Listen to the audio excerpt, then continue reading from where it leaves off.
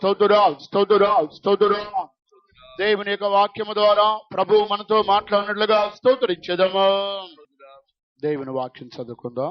దేవుని వచనத்தை వాసిపోం. అపోస్తలుడైన పౌలు తిమోతికి రాసినటువంటి 2వ పత్రిక, అపోస్తలుడైన పౌలు తిమోతికి எழுதின 2వ నిరుబం 3వ అధ్యాయం మొదటి నుండి కొన్ని వాక్యాలు చదువుకుందాం. 3వ అధికారం 1వ వచనத்திலிருந்து சில వచనங்களை వాసిపోం. అంచె దినములలో అపాయకరమైన కాలములు వచ్చునని తెలుసుకొనుము. ఎలాగనగా మనుషులు స్వార్థప్రియులు, ధనాపేక్షులు, బింకములాడువారు, అహంకారులు, దూషకులు, తల్లిదండ్రులకు అవిధేయులు, కృతజ్ఞత లేనివారు, అపవిత్రులు, అనురాగరహితులు, అతి ద్వేషులు, అపవాదకులు, అజితేంద్రియులు, క్రూరులు, సజ్జన ద్వేషులు, ద్రోహులు, మూర్ఖులు, గర్వాంధులు, దేవుని కంటే సుఖానుభవమును ఎక్కువగా ప్రేమించువారు, పైకి భక్తిగల వారి వలె ఉండియు దాని శక్తిని ఆశ్రయించిన వారునై యుందురు. ఇట్టివారికి విముఖుడమై ఉండుము. దేవునికి స్తోత్రం కలుగుగాక. దేవునికి స్తోత్రం ఉండాగటం. అపోస్తలుడైన పౌలు తిమోతికి రచించినటువంటి ఈ పత్రికలో అంత్య దినములలో దేవుని బిడ్డల యొక్క స్వభావము ఎలాగ ఉన్నదో ఆయన ఈ పత్రికలో తెలియపరుచున్నారు. இந்த நிருபத்திலே அப்போஸ்தலனாகிய பவுல் கடைசி நாட்களிலே தேவனுடைய பிள்ளைகளுடைய ஸ்வபாவங்கள் எவ்விதமாக இருக்கலாம் என்று அவர் విధமாக எழுதுகிறார். ఇక్కడ చెప్పబడినటువంటి ఈ కార్యములన్నీ కూడా అన్య జనులకి పౌలు తెలియపరచడం లేదు. இங்கே சொல்லப்பட்ட காரியங்கள் எல்லாவற்றையும் அப்போஸ்தலனாகிய பவுல் అన్య జనங்களுக்கு அவர் சொல்லவில்லை. లేదా రక్షణ లేని ఒక మనుషుడిలో ఉండే స్వభావములని ఆయన తెలియపరచడం లేదు. இல்லை என்றால் ரட்சிப்பில்லாத ஒரு மனிதனுடைய ஸ்வபாவங்கள் இவை என்று அவர் சொல்லவில்லை. అంత్య దినములలో బాప్తిసం పొంది పరిశుద్ధాత్మ అభిషేకం పొంది సంఘములో విశ్వాసులుగా జీవించు వారిలో ఎటువంటి స్వభావములు ఈ చివరి దినాలలో ఒక దేవుని బిడ్డలో కనబడుచున్నవో పౌలు ఇక్కడ తేటగా తెలియపరుస్తున్నారు. இங்கே சபையிலே ரட்சிக்கப்பட்டு ஞானஸ்நானம் எடுத்து பரிசுத்தாவின் அபிஷேகத்தை பெற்ற தேவனுடைய பிள்ளைகளுக்குள்ளே கடைசி காலங்களில் வரக்கூடிய சில స్వభావங்களை குறித்து அப்போஸ்தலனாகிய పౌలు இங்கே எழுதுகிறார். ఒకవేళ ఈ స్వభావాలన్నీ కూడా రక్షణ పొందనటువంటి ఒక మనుషుడి జీవితంలో ఈ స్వభావాలు ఉంటాయని మీలో అనేక మంది దీనిని తలంచి మీరు ధ్యానించే ఉండవచ్చును. ஒருவேளை இங்கே சொல்லப்பட்ட ஸ்வபாவங்கள் எல்லாம் ஒரு ரட்சிப்பை பெறாத ஒரு மனிதனுடைய స్వభావங்கள் என்று ஒருவேளை நீங்கள் எண்ணம் கொண்டு தியானிக்கலாம். కానీ ఇక్కడ చెప్పబడినటువంటి ఈ స్వభావాలు రక్షింపబడినటువంటి దేవుని బిడ్డలు ఈ అంత్య దినములలో వారిలో ఈ స్వభావాలు ఉన్నవని ఈ వాక్యము ద్వారా నీవు నేను గ్రహించవలెను. இங்கே சொல்லப்பட்ட இந்த ஸ்வபாவங்கள் தேவனுடைய பிள்ளைகளுக்குள்ளே கடைசி காலங்களிலே காணப்படுகிறது என்று இந்த வசனத்தின் மூலமாக நீயும் நானும் அறிந்து கொள்கிறோம். ఒక మాటలో చెప్పాలంటే ஒரே வார்த்தையில் சொல்ல வேண்டும் என்றால் ఒక విశ్వాసిలో అంత్య దినాలలో ఒక విశ్వాసులో ఈ స్వభావాలు ఉంటున్నవి. கடைசி காலத்திலே ஒரு விசுவாசிக்குள்ளே இப்படிப்பட்ட ஸ்வபாவங்கள் காணப்படுகிறது. అప్పుడు ప్రియమైన దేవుని బిడ్డలారా, ఈ వాక్యం ప్రకారంగా నీవు ఈ యొక్క వాక్యమును వినినప్పుడు నీవు ఒక విశ్వాసిగా దేవుని బిడ్డగా కనబడుచున్నావు కాబట్టి నీలోనే ఈ స్వభావాలు ఉంటున్నవని అలాగ నీవు గ్రహించినట్లయితే అది చాలా మంచిది. இவ்விதமாக இந்த கடைசி காலங்களிலே இப்படிப்பட்ட ஸ்வபாவங்கள் விசுவாசியாய் இருக்கிற உனக்குள்ளே இது காணப்படுகிறது என்று நீ அதை உணர்வாயானால் இந்த வசனத்தின் மூலமாக உனக்கு நன்மை உண்டாயிருக்கும். ఒకవేళ మనం అనుకుంటాము నేను రక్షింపబడి 50 సంవత్సరాల విశ్వాసిని, పాత విశ్వాసిని, లేదా 30 సంవత్సరాలు 40 సంవత్సరములు 25 సంవత్సరాల విశ్వాసిని అని ఒకవేళ మన యొక్క సీనియారిటీని మనం చెప్పుకుంటూ మనము సంతోషంగా ఉండవచ్చు. ஒருவேளை நாம் ரட்சிக்கப்பட்டு 50 வருடங்கள் ஆகிவிட்டது, 30, 40 வருடங்கள் ஆகிவிட்டது, நாம் பழைய விசுவாசி என்று ஒருவேளை நீ சொல்லிக் கொண்டிருக்கலாம். మనము రక్షింపబడి ఎన్ని సంవత్సరాలు ఎంత సీనియారిటీ అయినప్పటికీ దేవుని వాక్యము తెలియజేస్తున్నది అంత్య దినములలో రక్షింపబడిన ఒక విశ్వాసులు ఈ స్వభావాలు ఉంటున్నవని పౌలు బోధిస్తున్నాడు. நாம் ரட்சிக்கப்பட்டு எத்தனை வருடங்கள் ஆனாலும் எவ்வளவு சீனியாரிட்டி இருந்தாலும் இந்த வசனம் நமக்கு சொல்லுகிறது இந்த சுபாவங்கள் ரட்சிக்கப்பட்ட நமக்குள்ளே தான் காணப்படுகிறது என்று. దీనిని గురించి పౌలు మాత్రమే కాదు, యాకోబు యొక్క భక్తుడు కూడా ఇదే కార్యమును అంత్య దినములలో దేవుని బిడ్డల్లో ఉండే స్వభావాల గురించి ఆయన కూడా తన పత్రికలో తెలియచేస్తున్నారు. இந்த சுபாவங்களை குறித்து அப்போஸ்தலனாகிய பவுல் மாத்திரமல்ல, அப்போஸ்தலனாகிய யாக்கோபும் தன்னுடைய நிருபத்திலே கடைசி நாட்களிலே தேவனுடைய பிள்ளைகளுக்குள்ளே காணப்படுகிறது என்று அவர் எழுதுகிறார். యాకోబు పత్రిక 5వ అధ్యాయము 3వ వాక్యం. యాకోబు 5వ అధ్యాయం 3వ వచనం. మీ బంగారమును మీ వెండియు తుప్పు పట్టినవి, వాటి తుప్పు మీ మీద సాక్ష్యముగా ఉండి అగ్నివలే మీ శరీరములను తినివేయును, అంత్యదినముల యందు ధనము కూర్చుకొంటిరి. దేవునికి స్తోత్రం కలుగును గాక. దేవునికి స్తోత్రం ఉండాగట్టే. ఇక్కడ మీ యొక్క బంగారము మీ వెండి తుప్పు పట్టినది. இங்கே உங்கள் பொன்னும் வெள்ளியும் துருப்பிடித்தது. ఆ తుప్పు మీ మీద సాక్ష్యము పలుకుచున్నది. அவைகளில் உள்ள துரு உங்களுக்கு விரோதமாய் சாட்சியிடுகிறது. ఆ అగ్ని వలె మీ శరీరములను తినివేయుచున్నది. இது அக்கினியை போல உங்கள் மாంసத்தை தின்னும்.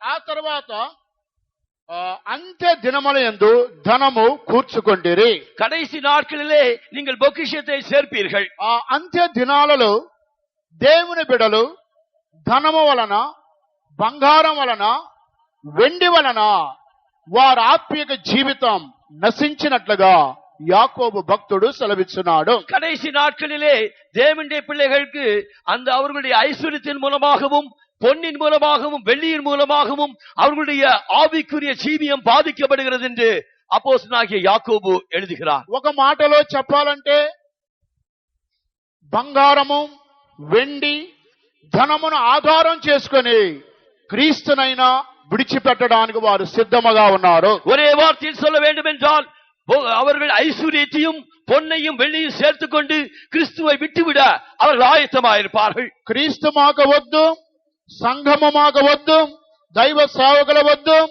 దేవుని రాజ్యమే వద్దు, మాకు కావాల్సింది వెండి, బంగారం, ధనమే మాకు కావాలి. அவர்களோ கிறிஸ்து எங்களுக்கு வேண்டாம், சபையும் எங்களுக்கு வேண்டாம், இந்த விசுவாச ஜீவியம் எங்களுக்கு வேண்டாம், இந்த பொன்னும் வெள்ளியும் ஐஸ்வர்யம் எங்களுக்கு போதும் என்று அவர்கள் சொல்வார்கள். అందువల్ల వారి యొక్క అగ్ని వారి శరీరములను తినివేస్తున్నది అని రాయబడి ఉన్నది. ஆகையால் தான் அவர்களுடைய அக்கினி அவருடைய மாంసத்தை தின்னும் என்று எழுதப்பட்டிருக்கிறது. ఇది అంత్య దినములలో దేవుని బిడ్డలలో జరగబోయేటువంటి ఒక సంభవం అని యాకోబు భక్తుడు వర్ణించున్నాడు. இது கடைசி நாட்களிலே தேவனுடைய பிள்ளைகளுக்குள்ளே காணப்பட போகிற சம்பவம் என்று யாக்கோபு பக்தன் எழுதுகிறார். యాకోబు, పౌలు వీరిద్దరు మాత్రమే కాకుండా యూదా పత్రికలో కూడా వీరిని గురించి అంత్య దినములలో జరగబోయే ఒక క్రియను గురించి ఇక్కడ రాయబడి ఉన్నది. இங்கே அப்போஸ்தலனாகிய பவுல், யாக்கோபு இவர்கள் மாத்திரமல்ல, யூதாவும் கூட கடைசி நாட்களில் சம்பவிக்க போகிற காரியங்களை குறித்து இங்கே எழுதுகிறார். యూదా పత్రిక 17వ వాక్యం నుండి మనం చదువుకుందాం. யூதா நிருபம் 17వ వచనத்திலிருந்து వాసిపోం. అయితే ప్రియులారా, అంత్యకాలమునందు తమ భక్తిహీనమైన దురాశల చొప్పున నడుచు పరిహాసకులుందురని మన ప్రభు అయిన యేసుక్రీస్తు అపోస్తలులు పూర్వమందు మీతో చెప్పిన మాటలను జ్ఞాపకం చేసుకొనుడి. దేవునికి స్తోత్రం కలుగునుగాక. దేవునికి స్తోత్రం ఉండాగట్டும். అంత్యకాలములలో ప్రభు అయినటువంటి యేసుక్రీస్తు అపోస్తలులు అంత్యకాలములో ఉండేటువంటి మనుషులను గురించి జ్ఞాపకం చేసుకోమని యూదా తెలియపరుస్తున్నారు. இங்கே அப்போஸ்தலனாகிய யூதா கடைசி காலத்திலே கர்த்தராக இயேசு கிறிஸ்துவின் அப்போஸ்தலரால் முன் சொல்லப்பட்ட வார்த்தைகளை நீங்கள் நினைவு கூறுங்கள் என்று சொல்கிறார். యేసుక్రీస్తు అపోస్తలులు వారు అంత్యకాలములో ఉన్న మనుషులను గురించి వారు తెలియపరిచారు. கர்த்தராக இயேசு கிறிஸ்துவும் அப்போஸ்தலரும் கடைசி நாட்களில் உள்ள மனுஷரை குறித்து அவர்கள் சொல்லி இருக்கிறார்கள். భక్తిహీనమైన దురాశల చొప్పున నడుచుకునే మనుషులు ఉన్నారు. துன்மார்க்கமான இச்சைகளின்படி நடக்கிற ஜனங்கள் இருக்கிறார்கள். లేదా పరిహాసకులు ఉంటున్నారు. இல்லாவிட்டால் பரியாசக்காரர் தோன்றுவார்கள். వీరు మాత్రమే కాకుండా 19వ వాక్యం కూడా చదవండి. இவர்களே அல்லாமல் 19వ వచనం. యూదా పత్రిక 19వ వచనం. అట్టివారు ప్రకృతి సంబంధులు అని రాయబడి ఉన్నది. அப்படிப்பட்டவர்கள் இயற்கைக்கு சேர்ந்தவர்கள் என்று அங்கு எழுதப்பட்டிருக்கிறது. ప్రకృతి సంబంధమైనటువంటి మనుషులు, அவர்கள் இயற்கைக்கு சம்பந்தமான మనిదர்கள் ఆ తర్వాత ఆత్మ లేనివారు అని రాయబడి ఉన్నది. இரண்டாவதாக ஆவி இல்லாதவர்கள் என்று எழுதப்பட்டிருக்கிறது. ఆ తర్వాత భేదములు కలుగజేసేవారు, அதற்கு அப்புறமாக பிரிந்து போகிறவர்கள் என்று எழுதப்பட்டிருக்கிறது. 18, 19 వచనాలలో 5 గ్రూపుల మనుషులు అంత్య దినాలలో సంఘములో ఉంటున్నారు. இங்கே 18, 19 வசனத்தில் சொல்லப்பட்டபடி 5 கூட்டத்தார் இந்த கடைசி காலத்தில் சபையில் காணப்படுவார்கள். ఒక గ్రూపు వారు భక్తిహీనమైన దురాశల చొప్పున నడిచేవారు, ஒரு கூட்டத்தார் தங்கள் துன்மார்க்கமான இச்சையின்படி நடந்து கொள்கிறவர்கள். రెండవది పరిహాసము చేసేవారు, இரண்டாவதாக பரியாசம் செய்கிறவர்கள். మూడవది ప్రకృతి సంబంధులు, மூன்றாவதாக ஜென்ம சுவாபத்தார். నాలుగవది ఆత్మ లేనివారు, நான்காவதாக ஆவி இல்லாதவர்கள். ఐదవది భేదములు కలుగజేసేవారు, ஐந்தாவதாக பிரிந்து போகிறவர்கள். ఈ 5 గ్రూపుల వారు అంత్య దినములలో సంఘములో కనబడుతున్నారు. இந்த 5 கூட்டத்தார் கடைசி காலத்தில் சபையில் தான் காணப்படுகிறார்கள். ఈ 5 రక్షింపబడిన వారే, బాప్తిసం పొందిన వారే, పరిశుద్ధాత్మ పొందిన వారే. అయితే కడవరి దినాలలో అంత్య దినాలలో సంఘములో వీరు ఉంటున్నారు. இந்த 5 கூட்டத்தாரும் ரட்சிக்கப்பட்டவர்கள் தான், ஞான ஸ்நானம் எடுத்தவர்கள் தான், அபிஷேகம் பெற்றவர்கள் தான். ஆனால் கடைசி காலத்திலே இவர்கள் தான் இந்த 5 கூட்டத்தாராய் காணப்படுகிறார்கள். దేవునికి స్తోత్రం కలుగును గాక. தேவனுக்கு ஸ்தோத்திரம் உண்டாகட்டும். ఈ యొక్క స్వభావాలు కలిగిన మనుషులు ప్రపంచమంతటిలో క్రైస్తవ సంఘములలో క్రైస్తవుల మధ్యలో యేసు వచ్చేంత వరకు ఈ స్వభావాలు కలిగిన మనుషులు ఉంటున్నారు. இந்த சுபாவமுள்ள மனிதர்கள் அவர்கள் சபையிலே கர்த்தராகிய இயேசு கிறிஸ்து வரும் வரைக்கும் அவர்கள் காணப்படுகிறார்கள். అందువలన పౌలు 2 తిమోతికి రాసిన పత్రిక 3వ అధ్యాయం మనము చదివిన ఈ భాగములో అంత్య దినములలో అని ఆయన ప్రారంభిస్తున్నాడు. ஆகையால் தான் அப்போஸ்தலனாகிய பவுல் நாம் இங்கே வாசித்த 2 தீமோத்தேயு 3ஆம் அதிகாரத்திலே கடைசி நாட்களிலே என்று அவர் ஆரம்பிக்கிறார். అంత్య దినములలో అపాయకరమైన కాలములు వచ్చునని తెలుసుకొనుము. கடைசி நாட்களிலே கொடிய காலங்கள் வரும் என்று அறிந்து கொள்வீர்களாக. ఈ అపాయకరమైన కాలములు ఎవరి ద్వారా మనకు వచ్చినవి? இந்த கொடிய காலங்கள் யார் மூலமாய் நமக்கு வருகிறது? బయట మనుషుల ద్వారా ఏ సమస్యలు మనకు రావు. அந்த வெளியே உள்ள ஜனங்களின் மூலமாக நமக்கு எந்த பிரச்சனையும் வராது. రక్షణ లేని ఒక అన్యుడి ద్వారా ఏ సమస్య మనకు రాదు. రక్షిப்பில்லாத ஒரு అన్యన్ மூலமாக நமக்கு எந்த பிரச்சனையும் வராது. కానీ రక్షింపబడిన దేవుని యొక్క జనులలో ఈ స్వభావాలు కలిగిన వారు అంత్య దినములలో సంఘములో ఉంటున్నారు. ஆனால் ரட்சிக்கப்பட்டவர்களுக்குள்ளே இப்படிப்பட்ட சுபாவங்கள் உடையவர்கள் கடைசி நாட்களிலே சபையிலே இருக்கிறார்கள். వీటిలో అన్ని కార్యముల గురించి నేర్చుకోవడానికి సమయం మనకు అనుమతించదు. இப்போது இங்கே சொல்லப்பட்ட எல்லா காரியங்களையும் நாம் தியானிக்க நமக்கு நேரம் போதாது. వీరిలో కొన్ని గ్రూపుల వారిని గురించే మనము క్లుప్తంగా నేర్చుకుందాము. இங்கே சில கூட்டத்தாரை மாத்திரம் சுருக்கமாக நாம் அறிந்து கொள்வோம். ఇక 2 తిమోతి రాసిన పత్రిక 3వ అధ్యాయం 1-2 వాక్యానికి వచ్చినట్లయితే நாம் இங்கே 2 தீமோத்தேயு 3ஆம் அதிகாரம் 2ஆம் வசனத்துக்கு வருவோம் என்றால், ఏలయనగా మనుష్యులు స్వార్థ ప్రియులు అని రాయబడి ఉన్నది. எப்படியெனில் மனுஷர்கள் தற்பிரியராய் என்று எழுதப்பட்டிருக்கிறது. మనుష్యులు స్వార్థ ప్రియులు, மனுஷர்கள் தற்பிரியர்கள். ప్రియమైన దేవుని బిడ్డలారా, பிரியமான தேவனுடைய பிள்ளைகளே, రక్షింపబడిన వారు, పరిశుద్ధాత్మ పొందిన వారు, బాప్తిసం పొంది అనేక సంవత్సరములు దేవునికి బిడలుగా జీవించిన వారిలో కనబడుతున్న మొదటి స్వభావం ఏమిటి? ரட்சிக்கப்பட்டு பரிசுத்தாவின் அபிஷேகம் பெற்று பல காலங்களுக்கு முன் ஞானஸ்நானம் எடுத்தவருடைய ஜீவியத்திலே காணப்படுகிற முதல் சுபாவம் என்ன? ఒక దేవుని బిడలో కనబడుతున్న ఒక స్వభావం అంత్య దినాలలో స్వార్థ ప్రియులైంటున్నారు. ஒரு தேவனுடைய பிள்ளைக்குள்ளே கடைசி நாட்களிலே காணப்படுகிற சுபாவம் அவர்கள் தற்பிரியர்கள். ఒకవేళ ఈ యొక్క వాక్యమును వినినప్పుడు ఇది మీకు ఒక ఆశ్చర్యమును కలిగించవచ్చును. ஒருவேளை இந்த வசனத்தை நீங்கள் கேட்கும் போது உங்களுக்கு இது ஒரு ஆச்சரியத்தை உண்டாக்கலாம். రక్షింపబడిన దేవుని బిడ్డలలో ఈ స్వభావం ఎలాగ ఉంటుంది? ரட்சிக்கப்பட்ட தேவனுடைய பிள்ளைக்குள்ளே இந்த சுபாவம் எவ்விதமாக இருக்கிறது? ఏదో ఒక దేవుని నమ్మని ఒక వ్యక్తిలో ఉందంటే పర్వాలేదు. ஏதோ தேவனை நம்பாத ஒரு மனிதனிடத்திலே இது இருந்தால் பரவாயில்லை. కానీ రక్షింపబడిన ఒక క్రైస్తవుని యొక్క జీవితములో ఈ స్వభావం కనబడుతున్నది.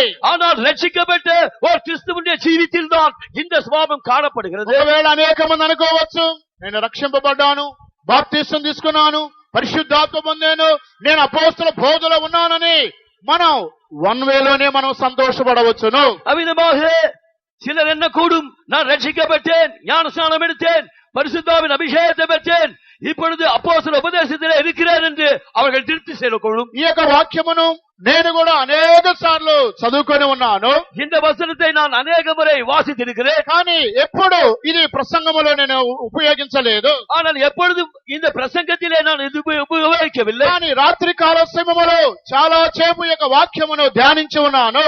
ஆனால் ராத்திரி வேளையிலே அநேக முறை இந்த வசனத்தை நான் தியானித்தேன். రక్షింపబడిన దేవుని జనులలో అంత్య దినములలో వారిలో ఈ స్వభావం కనబడుతున్నది. ரட்சிக்கப்பட்ட தேவ ஜனங்களுக்குள்ளே கடைசி நாட்களிலே இந்த சுபாவம் காணப்படுகிறது. ఒకవేళ నీవు రక్షింపబడినప్పటికీ, ஒருவேளை நீ ரட்சிக்கப்பட்டிருந்தாலும், బాప్తిసం పరిశుద్ధాత్మ అభిషేకం పొందినా సరే, ஞானஸ்நானத்தை பற்றி அபிஷேகத்தை பெற்றிருந்தாலும் சரி, అంత్య దినములలో ఒక దేవుని బిడ్డలో స్వార్థము అనేది ప్రవేశిస్తుంది. கடைசி நாட்களிலே ஒரு தேவனுடைய பிள்ளைக்குள்ளே தற்பிரியம் என்பது அது நுழைகிறது. దినములు సంవత్సరములు గడిచిన కొలది அவர்கள் 20 வருடங்கள் கடந்த பின்னும் దేవుని యొక్క ప్రేమ వారిలో తగ్గిపోయింది. தேவனுடைய அன்பு அவர்களுக்குள்ளே குறைந்து போயிற்று. దేవుని ప్రేమ వారిలో దూరమైపోయినది. தேவனுடைய அன்பு அவர்களுக்கு தூரமாயிற்று. అందువల్ల స్వార్థము అనేది వారిలో ప్రవేశించింది. ஆகையால் தான் அவர்களுக்குள்ளே தற்பிரியம் என்பது நுழைந்தது. రక్షింపబడి బాప్తిసం పొందిన దేవుని బిడ్డలలో ఈ స్వార్థం అనేది క్రియ చేస్తున్నది. ரட்சிக்கப்பட்ட தேவனுடைய பிள்ளைகளுக்குள்ளே இந்த தற்பிரியம் என்பதுதான் கிரியை செய்கிறது. అందువల్ల ఒకరు సంతోషముగా ఉంటే, ఒక విశ్వాస సంతోషంగా ఉంటే మరికొంతమంది విశ్వాసులు ఓర్చుకోలేరు. ஒரு விசுவாசி சந்தோஷமாக இருந்தால் மற்றும் சில விசுவாசிகள் அதை தாங்கிக் கொள்ள முடியாது. లేదా ఒక విశ్వాసి మంచి ఉద్యోగముతో సంతోషంగా ఉంటే ఇంకొకరు ఓర్చుకోలేరు.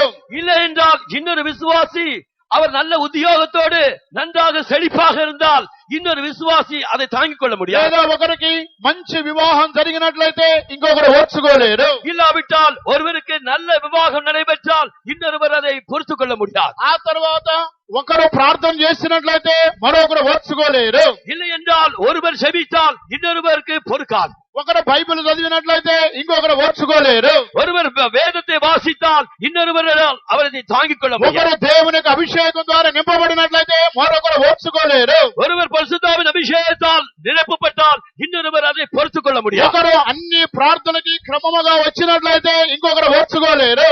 சிலர் எல்லா ஜெபங்களுக்கும் ஒழுங்காக வருவார்களானால் மற்றவர்களுக்கு அதை பொறுத்துக் கொள்ள ఆ முடியாது. ఫలాని వారు పిల్లలు సండే స్కూల్లో బాగా వారికి వారు మంచి ప్రైజులు వచ్చినట్లయితే మరొకరు ఓర్చుకోలేరు. சண்டே ஸ்கூலில் இந்த குறிப்பிட்ட ஆளுக்கு இவ்வளவு பரிசுகள் வந்தது என்றால் மற்றவர்களால் பொறுத்துக் கொள்ள முடியாது. కొంతమంది పిల్లలు భక్తిగా ఉన్నట్లయితే మరి కొంతమంది పిల్లలు ఓర్చుకోలేరు. சில பிள்ளைகளுக்கு பக்தியாக இருப்பார்கள் என்றால் மற்ற சில பிள்ளைகள் அதை பொறுத்துக் கொள்ள முடியாது. ఒకరు శుభ్రంగా నీట్ గా ఉన్నట్లయితే మరొకరు ఓర్చుకోలేరు. ஒருவர் சுத்தமாக நீச்சாக இருப்பார் என்றால் மற்றவரால் பொறுத்துக் கொள்ள முடியாது. ఈ విధంగా మనుషులు ఈ అంత్య దినములలో స్వార్థ ప్రియులుగా కనబడుతున్నారు. இவ்விதமாக கடைசி நாட்களிலே மனிதர்கள் தற்பிரியராக இருப்பார்கள். దేవునికి స్తోత్రం కలుగునుగాక.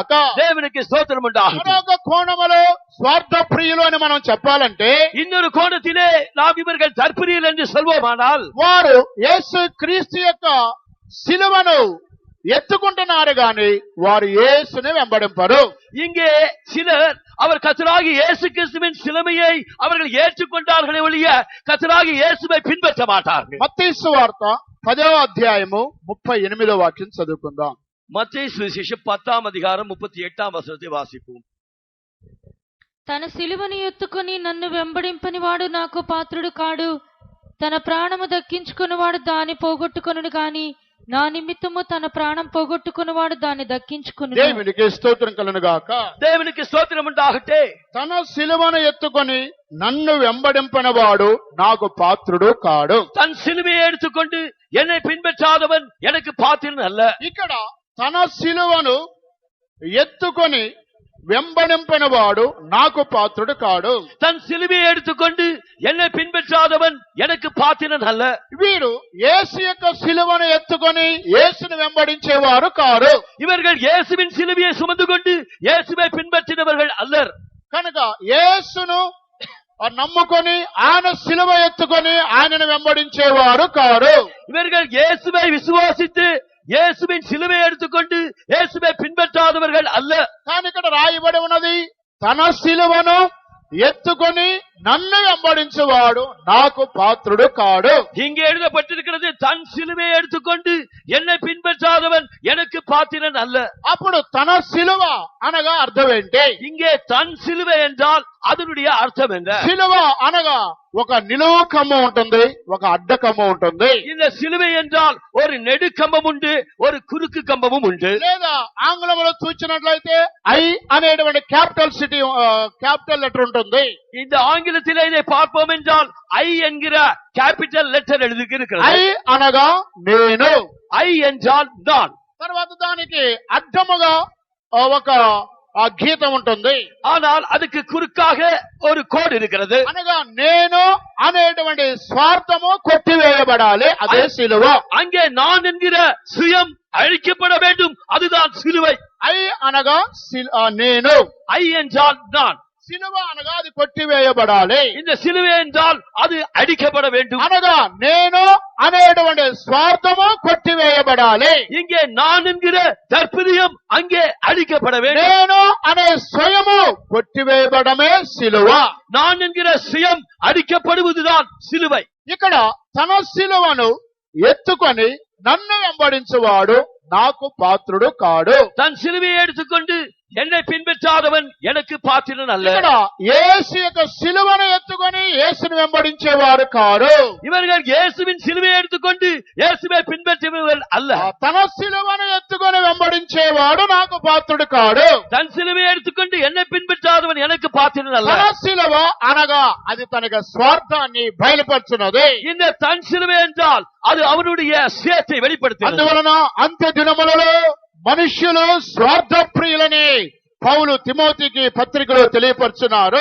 ஆகையால் தான் கடைசி நாட்களிலே మనుషర్ తర్పిరియర్ என்று అపోస్తలుడైన పౌలు తిమోతికి నిరూపణ எழுதுகிறார். దీనిని గురించి ఫిలిప్పీయులకు రాసిన పత్రిక 2వ అధ్యాయమునకు వచ్చినట్లయితే இதை குறித்து பிலிப்பியருக்கு எழுதின நிருபம் 2ஆம் அதிகாரத்துக்கு வருவோம் என்றால் 21వ వాక్యం చదువుకుందాం. 21ஆம் వచనத்தை వాసిపోం.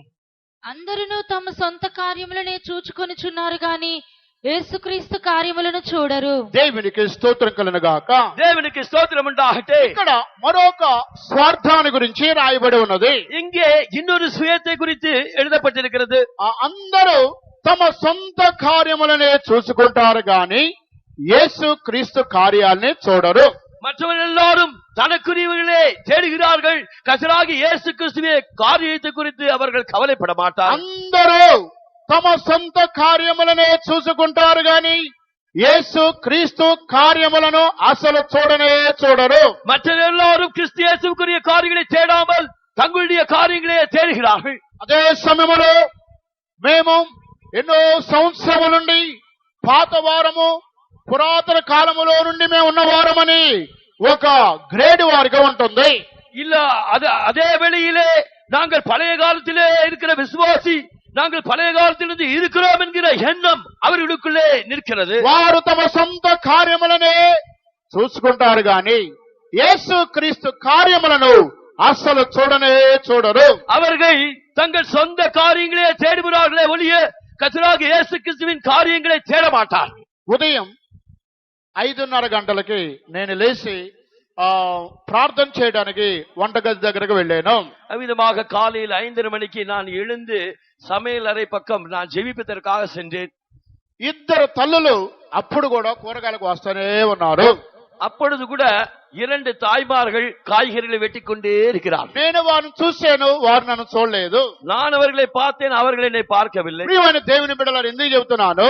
பிரியமான தேவனுடைய பிள்ளைகளை நான் எதற்காக சொல்கிறேன்? కనుక కూరగాయలు కోసేటప్పుడు వంట చేసేటప్పుడు ఎప్పుడు కష్టపడే ఆ 2 3 4 మాత్రమే ఉంటున్నారు. விதமாக காய்கறிகளை நறுக்கும் போதும் இந்த சமையல்களை செய்யும் போதும் அந்த வழக்கமான 2 பேர் 3 பேர் தான் அங்கே காணப்படுகிறார்கள். కానీ ఒక 10 నిమిషాల్లో కూటం ముగించి కిందగా వెళితే కాలు పెట్టడానికి చోటే ఉండదు. ஆனால் இந்த ஆராதனை முடித்துவிட்டு நான் கீழே சென்றால் அப்பொழுது கால் வைக்க கூட இடம் கிடையாது. భోజనానికి కాలు పెట్టడానికి కూడా చోటు ఉండదు. భోజన వేళயிலே కాல் வைப்பதற்கும் இடம் கிடையாது. కానీ ప్రారంభములో పనిచేసే సమయంలో ఎవ్వరు ఒక్క పని కూడా చేయరు.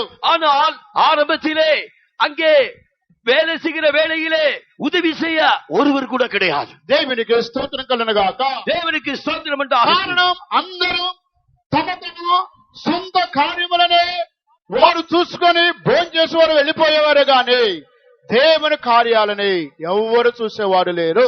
காரணம் அவர்கள் தங்கள் சொந்த காரியங்களையே பார்த்துக் கொண்டு அவர்கள் போஜனம் செய்து போய்விடுகிறார்கள் ஒழிய கிறிஸ்துவுக்குரிய காரியங்களை குறித்து கவலைப்பட மாட்டார்கள். దేవుని కార్యములను ఎవ్వరు చూడడం లేదని నేను చెప్పడం కాదు.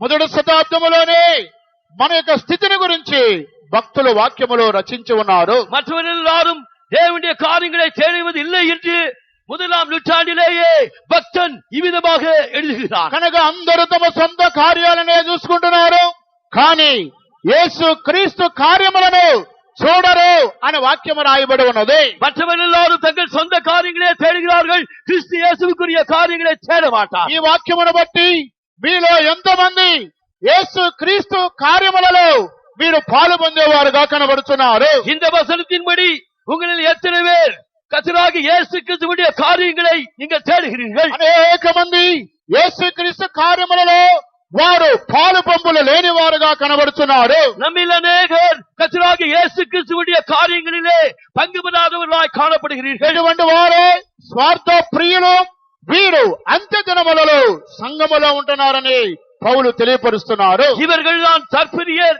இவர்கள் கடைசி காலத்திலே சபையிலே தான் ఈ காணப்படுகிறார்கள். వాక్యం ప్రకారంగా మీలో ఎంతమంది ఈ అంత్య దినాలలో ఈ స్వార్థ ప్రియులు అనే ఈ గ్రూపులో మీలో ఎంతమంది కనబడుతున్నారు? இந்த கடைசி காலத்திலே உங்களிலே எத்தனை பேர் இந்த தற்பிரியர் என்கிற கூட்டத்திலே காணப்படுகிறீர்கள்? దేవునికి స్తోత్రం కలుగునుగాక.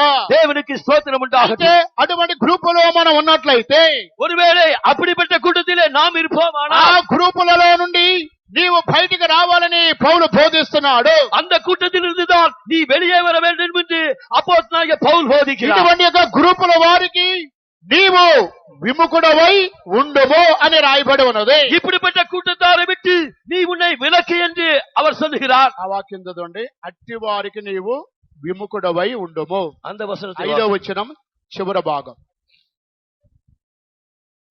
2 తిమోతి 3వ అధ్యాయము 5వ వచనములో చివరి భాగం. పైకి ఇట్టి వారికి విముఖుడవై ఉండుము. ఇట్టి వారికి విముఖుడవై ఉండుము. இப்படிப்பட்டவர்களை நீ விட்டு விலகு. మనుషులు స్వార్థ ప్రియులుగా ఉన్నప్పటికీ ఆ గ్రూపులో నీవు కనబడకూడదు. மனுஷர்கள் தற்பிரியரா இருந்த போதிலும் அந்த கூட்டத்திலே நீ காணப்படக்கூடாது. ఆ గ్రూపులో నుండి నీవు బయటకు రావాలి. அந்த கூட்டத்திலிருந்து நீ வெளியே வர வேண்டும். అంత్య దినాలలో సంఘములో స్వార్థ ప్రియులు ఉంటున్నారు. கடைசி காலத்திலே சபையிலே தற்பிரியர் கூட்டத்தார் இருப்பார்கள். వారు రక్షణ బాప్తిసం అభిషేకం పొందిన వారే. அவர்கள் ரட்சிப்பும் ஞானஸ்தானமும் அபிஷேகம் பெற்றவர்கள் தான். అయినప్పటికీ నీవు వారిలో చేరకూడదు. என்றாலும் நீ அவர்களுக்குள்ளே சேர வேண்டாம். అటువంటి యొక్క స్వార్థ ప్రియులనే గ్రూపులో నుండి నువ్వు బయటకు రావాలి. அப்படிப்பட்ட தற்பிரியரின் கூட்டத்தை விட்டு நீ வெளியே வர வேண்டும். వీరు మొదటి గ్రూపు వారు అంటున్నారు. இவர்கள் தான் 1ஆம் கூட்டத்தார். రెండవ గ్రూపును మనం చూసినట్లయితే 2வது கூட்டத்தை பார்ப்போம் என்றால் స్వార్థ ప్రియులు మొదటి గ్రూపు వారు, தற்பிரியர் 1வது கூட்டத்தார். రెండో గ్రూపు వారు ధనాపేక్ష ప్రియులు. 2வது கூட்டத்தார் பணப்பிரியர். రెండో గ్రూపు వారు ఎవరంటే ధనాపేక్ష ప్రియులు. 2வது கூட்டத்தார் யார் என்றால் பணப்பிரியர். కనుక ధనమును అధికంగా ప్రేమించేవారు అంత్య దినాలలో సంఘములో ఉంటున్నారు. பணத்தை அதிகமாக நேசிக்கிறவர்கள் கடைசி காலத்திலே சபையிலே இருப்பார்கள். వీరు రక్షింపబడిన వారు, బాప్తిసం పొందిన వారు, పరిశుద్ధాత్మ పొందిన వారు, సంఘములో చేర్చబడిన వారు. இவர்கள் ரட்சிக்கப்பட்டவர்கள், ஞானஸ்நானம் பெற்றவர்கள், பரிசுத்தாவின் அபிஷேகத்தை பெற்றவர்கள், சபையிலே சேர்க்கப்பட்டவர்கள். కనుక ఎన్ని దేవుని యొక్క ఆశీర్వాదాలు పొందినప్పటికీ ధనమును అధికముగా ప్రియపరిచేవారు. இவர்கள் எவ்வளவுதான் ஆசீர்வாதங்களை பெற்றிருந்தாலும் பணத்தை அதிகமாக நேசிக்கிறவர்கள். స్వార్థ ప్రియులనే వారు ఒక గ్రూపు వారు, தற்பிரியர் என்பது ஒரு கூட்டத்தார். ఇక్కడ ఉన్న రెండో గ్రూపు వారు ఎవరంటే ధనాపేక్ష ప్రియులు. இங்கே இருக்கிற இரண்டாவது கூட்டத்தார் யார் என்றால் அவர்கள் தான் பணப்பிரியர். రక్షింపబడిన దేవుని యొక్క జనులలో కూడా అంత్య దినాలలో ఇటువంటి స్వభావం కలిగిన వారు ఉంటున్నారు. ரட்சிக்கப்பட்ட தேவனுடைய ஜனங்களுடைய கூட்டத்தில் தான் கடைசி காலத்திலே இப்படிப்பட்ட கூட்டத்தார் காணப்படுகிறார். యాకోబు యొక్క పత్రికలో మనం చదువుకున్నాము, நாம் இங்கே அந்த நிருபத்திலே பார்த்தோம், బంగారము వెండి తుప్పు ధనము అవి మీ మీద సాక్ష్యము పలుకుచున్నవి. இங்கே பொன்னும் வெள்ளியும் அதற்கு பிடித்த திரு உனக்கு எதிராக சாட்சி சொல்லுகிறது.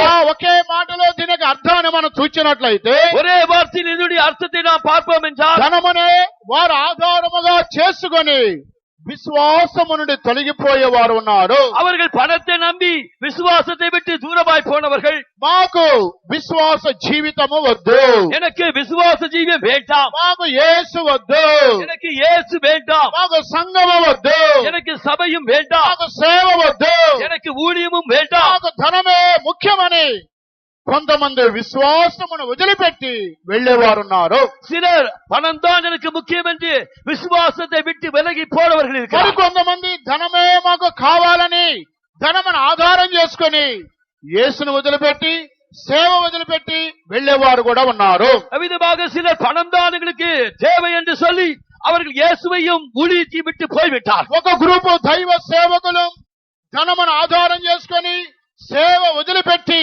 వెళ్లేవారు ఉన్నారు.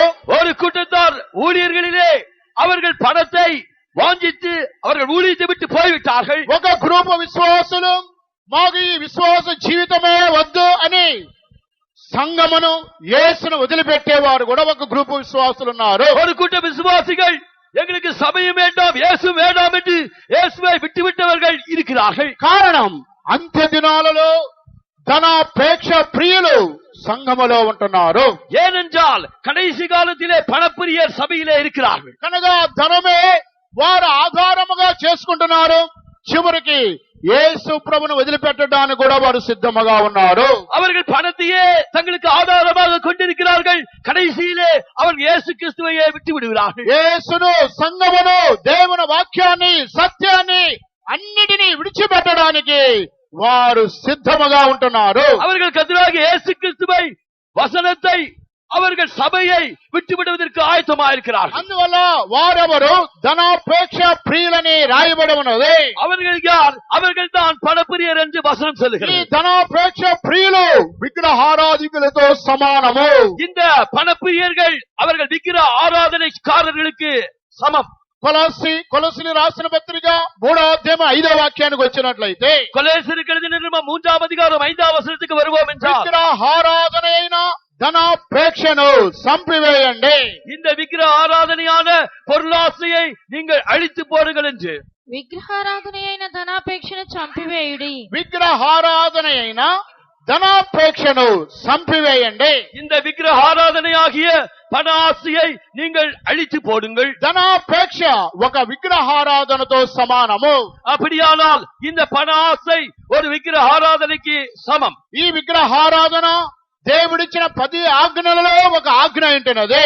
இந்த விக்கிர ஆராதனை செய்யாதிருப்பது தேவனுடைய கற்பனை 10 கற்பனைகளிலே ఈ ஒன்றாயிருக்கிறது. విగ్రహారాధన నీవు చేయకూడదని దేవుడు మోషేతో మాట్లాడి ఉన్నాడు. நீ விக்கிர ஆராதனை செய்யக்கூடாது என்று தேவன் மோசேயோடு பேசினார். అనగా ధనాపేక్ష లేని వారిగా ఉండాలి.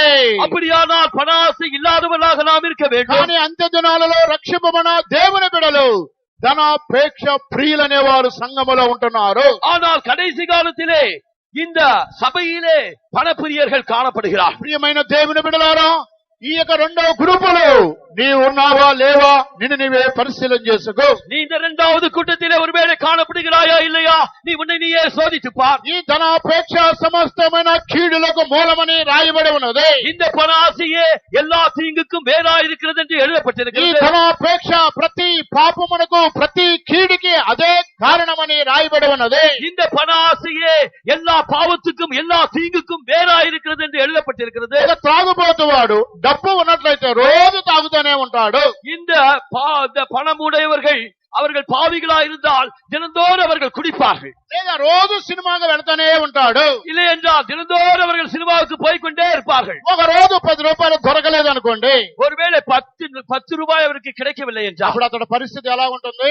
இப்பொழுது அவர்களுடைய நிலைமை என்ன எவ்விதமாக இருக்கும்? పిచ్చెక్కినట్టుగా ఉంటుంది. அவர்களுக்கு பைத்தியம் பிடித்தது போல் అయ్యో இருக்கும். ఈ రోజు తాగలేదే, ஐயோ இன்றைக்கு நான் ఈ குடிக்கவில்லையே, రోజు సినిమాకి పోలేదే, இன்றைக்கு நான் சினிமாவுக்கு போகவில்லையே, ఎందుకు పోలేదు, ఎందుకు తాగలేదని విచారిస్తే நான் எதற்காக அவர்கள் போகவில்லை, எதற்காக குடிக்கவில்லை என்று விசாரித்தார்.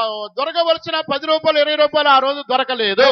எப்பொழுதும் கிடைக்கிற 10 ரூபாய் 20 ரூபாய் அவர்களுக்கு அன்றைக்கு கிடைக்கவில்லை. ఆ 10 రూపాయలు 20 రూపాయలు లేదు కాబట్టి ఆ రోజు తాగలేదు. அந்த 10 ரூபாய் 20 ரூபாய் அவர்களுக்கு அன்றைக்கு கிடையாததால் அன்றைக்கு அவர்கள் குடிக்கவில்லை. ఆ 10 రూపాయలు 20 రూపాయలు లేదు కాబట్టి ఆ రోజు సినిమాకి వెళ్ళలేదు. அந்த 10 ரூபாய் 20 ரூபாய் அன்றைக்கு அவர்களுக்கு இல்லாததினால் அவர்கள் சினிமாவுக்கு ఒకవేళ போகவில்லை. 10 20 రూపాయలు ఉందనుకోండి, ஒருவேளை 10 20 ரூபாய் அவர்களுக்கு இருந்தால் ఆ రోజు సినిమాకి సారాయికి వెళ్ళడానికి వీలు పడుతుంది. அவர்கள் சினிமாவுக்கு சாராய கடைக்கும் போவதற்கு முடியும். అందువల్ల ధనాపేక్ష సమస్తమైన కీడులకు మూలము. ஆகையால் தான் பண ஆசை எல்லா தீங்குக்கும் வேறாய் இருக்கிறது. దేవునికి స్తోత్రం కలుగును గాక. தேவனுக்கு ஸ்தோத்திரம் ఈ உண்டாகட்டும். యొక్క ధనాపేక్ష ప్రియులు అంత్య దినాలలో దేవుని యొక్క జనుల్లో ఉంటున్నారు. இந்த பணப்பிரியர்கள் கடைசி காலத்திலே தேவனுடைய சனங்களுக்குள்ளே தான் இருக்கிறார்கள். అయితే మనము ఈ లోక సంబంధమైనటువంటి ధనాపేక్ష ప్రియులుగా మనం కనబడకూడదు. நாம் இந்நாட்களிலே இந்த பணப்பிரியராய் காணப்படக்கூடாது. కానీ రాబోయే రాజ్యములో ధనాపేక్ష ప్రియులుగా మనం కనబడాలి. ஆனால் வரப்போகிற ராஜ்யத்திலே நாம் பணமாசை உடையவர்களாய் காணப்பட வேண்டும். దీనినే మత్తయి సువార్తలో ప్రభు చెబుతున్నారు, ఈ లోకములో మీరు ధనమును కూర్చుకోవద్దు. ஆகையால் தான் மத்தேயு சுவிசேஷத்திலே கர்த்தராகிய இயேசு சொல்கிறார், இந்த உலகத்திலே உங்களுக்கு பொக்கிஷத்தை ఈ சேர்க்க యొక్క வேண்டாம், ధనమును పరలోకములో మీరు కూర్చుకోనండి. உங்களுடைய பொக்கிஷத்தை பரலோகத்திலே சேர்த்து வையுங்கள். ఇక్కడ మీరు ధనాన్ని కూర్చుకున్నట్లయితే நீங்கள் இங்கே பொக்கிஷத்தை சேர்த்து ఇక్కడ வைப்பீர்களானால் తుప్పు, ఆ చెదలు, దొంగలు ఇక్కడ ఉంటున్నారు. இங்கே துருவும் கரையான்களும் திருடர்களும் தான் காணப்படுவார்கள். పరలోక రాజ్యములో చెదలు గాని తుప్పు గాని దొంగలు గాని ఎవరు ఉండరు. ஆனால் பரலோக ராஜ்யத்திலே துருவாயிலும் அங்கே கரையான்களாகிலும் அங்கே திருடர்களாகிலும் இல்லை. మత్తయి సువార్తకు మనం వచ్చినట్లయితే மத்தேயு சுவிசேஷத்திற்கு நாம் வந்தால் 8వ అధ్యాయం 6:19 6 9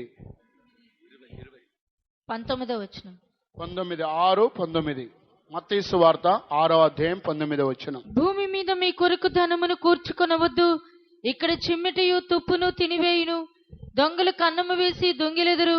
పరలోకమందు మీ కొరకు ధనమును కూర్చుకొనుడి, అక్కడ చిమ్మెటి అయినను తుప్పైనను దాన్ని తినివేయదు, దొంగలు కన్నము వేసి దొంగిలరు. నీ ధనం ఎక్కడ ఉండెనో అక్కడనే నీ హృదయము ఉండును. దేవునికి స్తోత్రం కలుగును గాక.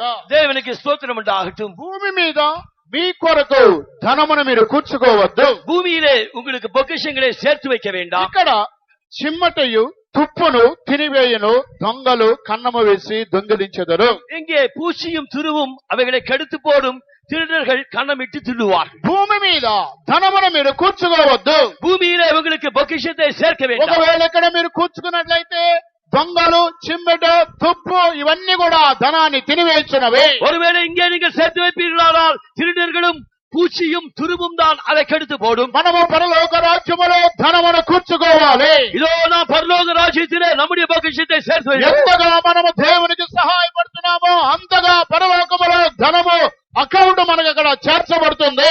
எவ்வளவாய் நாம் தேவனுக்கு உதவியாக நாம் செய்கிறோமோ அப்பொழுது நம்முடைய பொக்கிஷங்கள் பரலோகத்திலே சேர்த்து வைக்கப்படுகிறது. అక్కడ తుప్పు గాని చిమ్మెట గాని దొంగలు గాని ఎవరు అక్కడ ఉండనే ఉండరు. அங்கே துருவோ பூச்சியோ திருடர்களோ அங்கே இல்லவே இல்லை. అక్కడ దేవుని కొరకు ధనమును మనము కూర్చుకొనవలెను. அங்கே தேவனுடைய ராஜ்யத்திலே நாம் நம்முடைய பொக்கிஷத்தை சேர்த்து வைப்போம். అప్పుడు అక్కడ పరలోకములో ధనమును మనము కూర్చుకోవాలంటే அப்பொழுது பரலோகத்திலே நாம் நம்முடைய பொக்கிஷங்களை சேர்த்து வைக்க வேண்டுமானால் అప్పుడు మనం ఏం చేయాలి? அப்படியானால் நாம் என்ன செய்ய வேண்டும்? అటువంటి వారికి పౌలు తిమోతి రాసిన పత్రిక 6వ అధ్యాయములో మరొక సలహా ఆయన తెలియపరుచున్నాడు. அதற்கு அவர் ஒரு உதாரணமாக அவர் 1 தீமோத்தேயு 6ஆம் அதிகாரத்திலே அவர் ஒரு உபாயத்தை அவர் சொல்கிறார். 17వ వాక్యము నుండి చదువుకుందాం. 17ஆம் వచనத்திலிருந்து వాసిப்போம். ఇహమందు ధనవంతులైన వారు గర్విష్ఠులు కాక, అస్థిరమైన ధనమునందు నమ్మిక ఉంచక, సుఖముగా అనుభవించుటకు సమస్తమును మనకు ధారాళముగా దయచేయు దేవుని యందే నమ్మికయుంచుడని ఆజ్ఞాపించుము. దేవునికి స్తోత్రం కలుగునుగాక. தேவனுக்கு ஸ்தோத்திரம் உண்டாகட்டும். ఇహమందు ధనవంతులైన వారు గర్విష్ఠులు కాకుండా ఉండాలి. இவ்வுலகத்திலே ஐஸ்வர்யவான்கள் அவர்கள் பெருமையான சிந்தை உடையவர்களாய் இருக்க வேண்டும். ఆ ధనము అస్థిరమైన ధనమయందు నమ్మిక ఉంచకూడదు. அவர்கள் தங்களுடைய நிலையற்ற ஐஸ்வர்யத்திலே நம்பிக்கை வைக்க கூடாது. సుఖముగా అనుభవించుటకు సమస్తమును మనకు ధారాళముగా దయచేయి దేవుని యందే నమ్మిక ఉంచాలి. நாம் அனுபவிக்கிறதற்கு சகலவித நன்மைகளுக்கும் நம்மளுக்கு பூர்ணமாய் கொடுக்கிற ஜீவனுள்ள தேவன் மேலேயே நம்பிக்கை வைக்க ఈ வேண்டும். లోకములో ధనవంతులుగా ఉన్నవారి జీవితంలో గర్వం అనేది కనబడకూడదు. இந்த உலகத்திலே ஐஸ்வர்யங்களாக ஜீவிக்கிறவருடைய ஜீவியத்திலே அவர்களுக்கு இருமாப்பான சிந்தை இருக்கக்கூடாது. కనుక అస్థిరమైన ధనములో వారు నమ్మిక ఉంచకూడదు. அவர்கள் நிலையற்ற ஐஸ்வர்யத்திலே நம்பிக்கை வைக்க கூடாது. సమస్తమును ధారాళముగా అనుభవించే దేవుని యందే వారు విశ్వాసం ఉంచాలి. அவர்கள் எல்லாவற்றையும் அனுபவிக்கிறதற்கு சகலவித நன்மைகளை கொடுக்கிற தேவனிடத்திலே அவர்கள் நம்பிக்கை வைக்க ఆ வேண்டும். తర్వాత 18వ వాక్యం కూడా చదవండి. 18వ వచనத்தை వాసియండి. వారు వాస్తవమైన జీవమును సంపాదించుకొను నిమిత్తము రాబో కాలమునకు మంచి పునాది తమ కొరకు వేసుకొనుచు మేలు చేయువారును సత్క్రియలు అను ధనము గలవారును ఔదార్యము గలవారును తమ ధనములో ఇతరులకు పాలిచ్చువారునై ఉండవలనని వారికి ఆజ్ఞాపించు. దేవునికి స్తోత్రం కలుగునుగాక.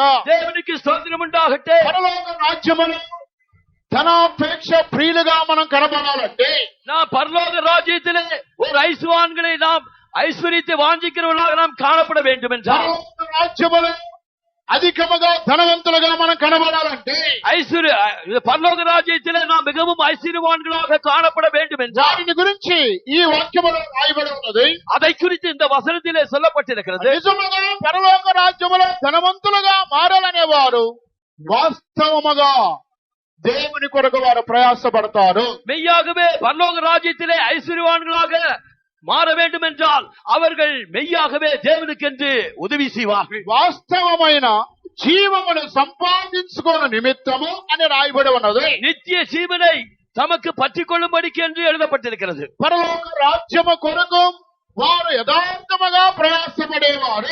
அவர்கள் பரலோக ராஜ்யத்திற்கென்று அவர்கள் மெய்யாகவே அவர்கள் பிரயாசப்படுகிறவர்கள். రాబోయే కాలమునకు వారు ఒక మంచి పునాది తమ కొరకు వేసుకుంటున్నారు.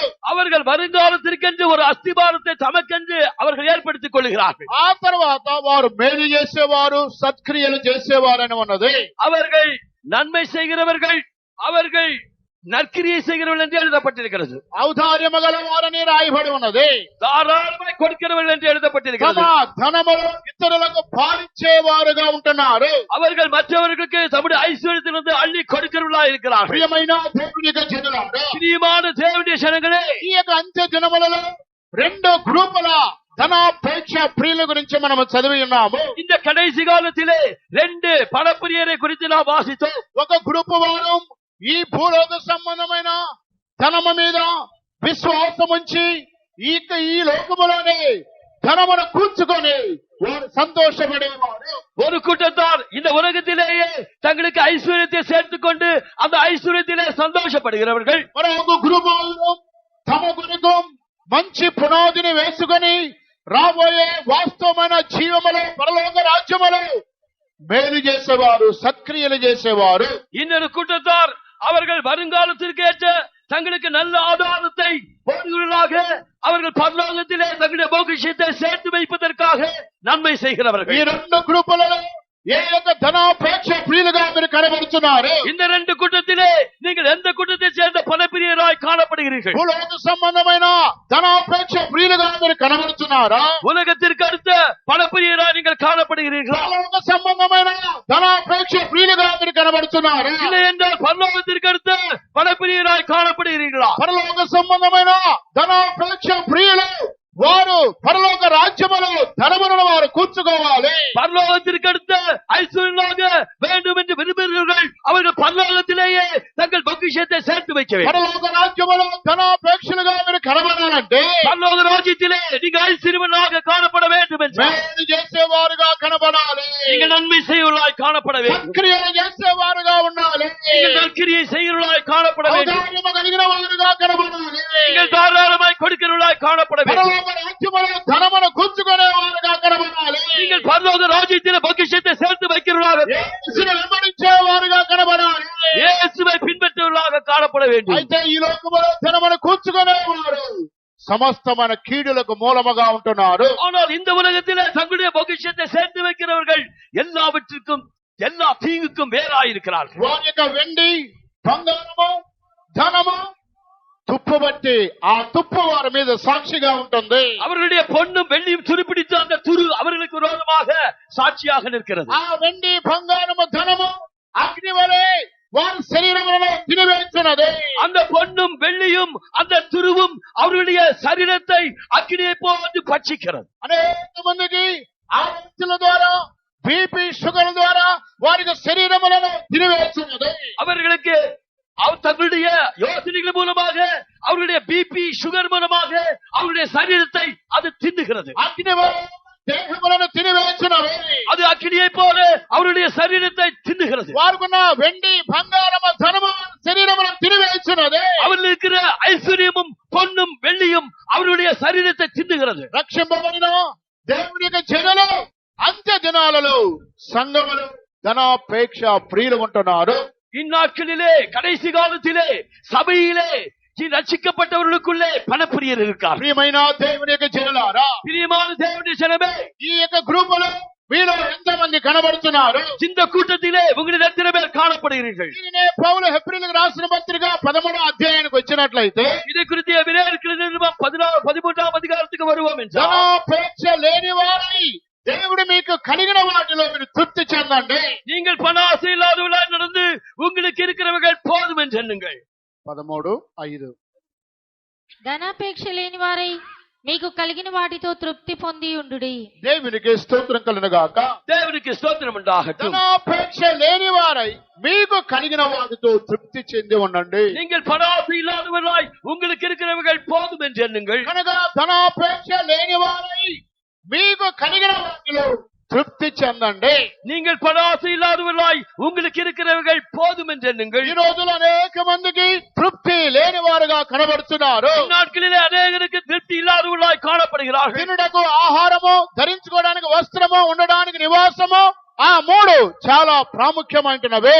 நாம் உண்பதற்கு உணவும், நாம் இருப்பதற்கு இடமும், நாம் உடுத்துவதற்கு உடையும் நமக்கு அவசியம். మీకు కలిగిన వాటితో తృప్తి కలిగి మీరు ఉండండి.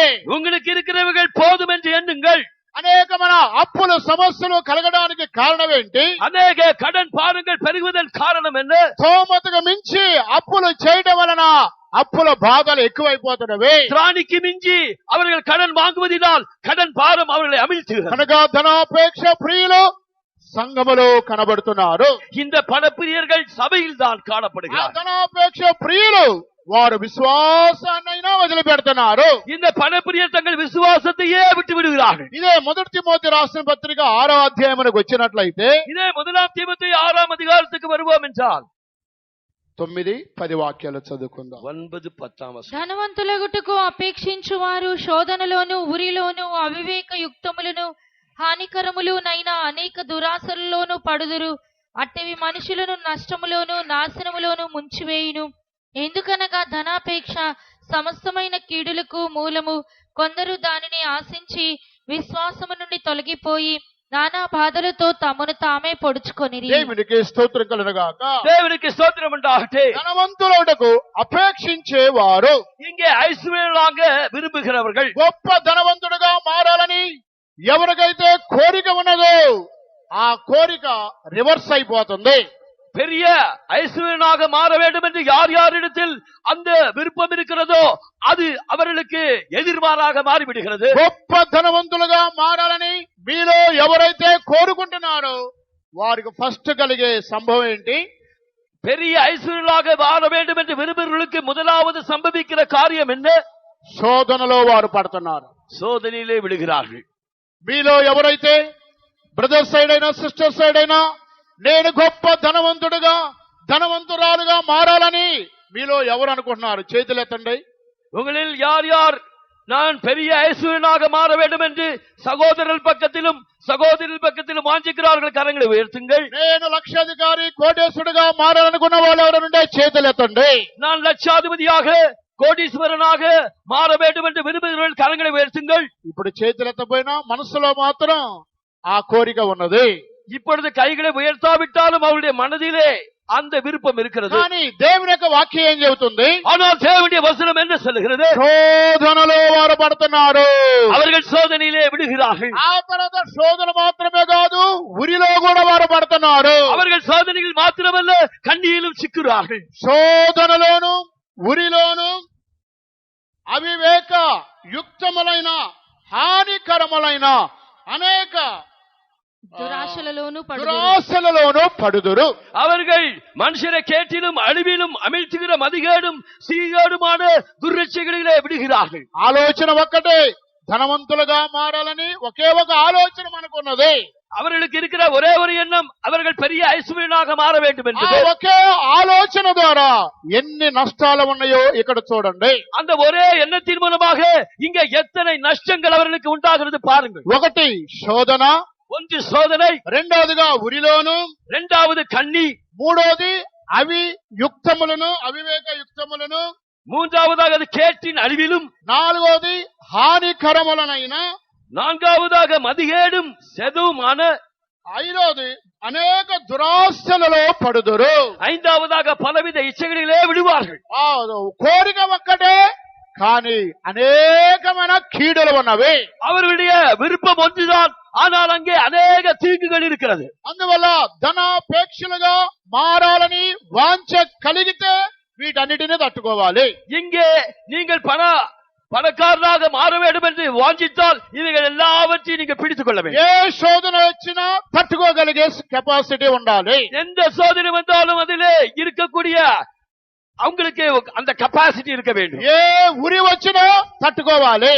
எந்த கண்ணி வந்தாலும் அதை பிடித்துக் கொள்ள வேண்டும். ఆ తర్వాత అవివేక యుక్తములు ఏది వచ్చినా భరించాలి. கேட்டிலும் அழிவிலும் எது வந்தாலும் நீங்கள் அதை தாங்க வேண்டும். హానికరములైన అనేక మార్గాలు వస్తాయి, వాటిలో కూడా నిలబడాలి. சேதமான அநேக வழிகள் வருவாகும், அதில் எல்லாவற்றிலும் நிற்க வேண்டும். అనేకమైన దురాశలు వస్తాయి, பலவிதமான இச்சைகள் உண்டாகும். కొంతమంది ధనముతో ఒక పనిని ప్రారంభిస్తారు, దాని ద్వారా వచ్చే బాధలు పడలేక ఎందుకు ఇది మొదలు పెట్టానని తలగొట్టుకుంటారు. அவ்விதமாக பெரிய பணக்காரனாக வேண்டும் என்று அவர்கள் சில காரியத்தை ஆரம்பிக்கிறார்கள். ஆனால் ஆரம்பித்த பின்பு அவர்களுக்கு வருகிற காரியங்களிலே எதற்காக இப்படி ஆரம்பித்தேன் என்று அவர்கள் கஷ்டப்படுவார்கள். అప్పు చేసి ఇల్లు కట్టి ఆ అప్పులు ఎక్కువైపోయిన తర్వాత ఎందుకు అసలు మొదలు పెట్టాము ఇల్లు అని అప్పుడు తలగొట్టుకుంటా ఉంటారు. அவர்கள் கடன் வாங்கி வீட்டை கட்டுவதற்கு ஆரம்பித்து அதற்கு பின்பு அவர்களுக்கு ஒரு பிரச்சனைகளை பார்த்து எதற்காக கடன் வாங்கி இப்படி கட்ட ஆரம்பித்தேன் என்று அவர்கள் துன்புறுவார்கள். అప్పు చేసి వాహనం కొని మరలా అప్పు తీరకపోతే ఎందుకు బండి కొన్నానని సఫర్ అయ్యేవారు ఉన్నారు.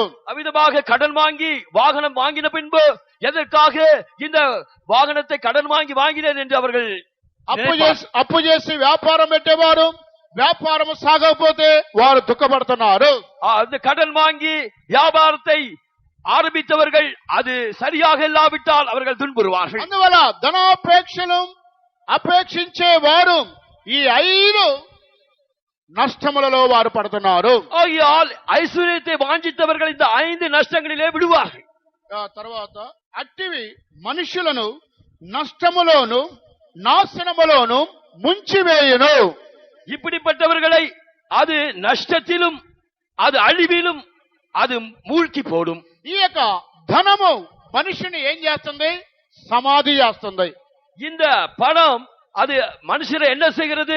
సమాధి செய்கிறது. నష్టములోను నాశనములోను ముంచి లేపుతుంది 100 సార్లు ఒక రోజుకి. அது கேட்டிலும் அழிவிலும் அமிழ்த்தி மூழ்கச் செய்கிறது. మనిషిని గుంజలు తీపిస్తుంది ఈ ధనము. இவ்விதமாக இந்த பணம் அந்த மனிதரை அதிலே மூழ்கச் செய்கிறது. ఆ సమస్యల వల్ల ఉద్యోగానికి వెళ్ళినా ఉద్యోగంలో మనసు స్థిమితం లేదు. அந்த பிரச்சனைகளோடு உத்தியோகத்தில் இருக்கும் போது உத்தியோகத்தில் அவர்களுடைய மனம் கொள்ளாது. వ్యాపారానికి వెళ్ళినా ఎక్కడికి వెళ్ళినా మనసుకి సమాధానం లేదు. அவர்கள் வியாபாரத்திற்கோ எங்கே போனாலும் அவருடைய மனதிலே சமாதானம் இல்லை. అందువల్ల ఈ ధనము మనుషుని ముంచి రోజు ఒక 100 గుంజలు తీపిస్తుంది.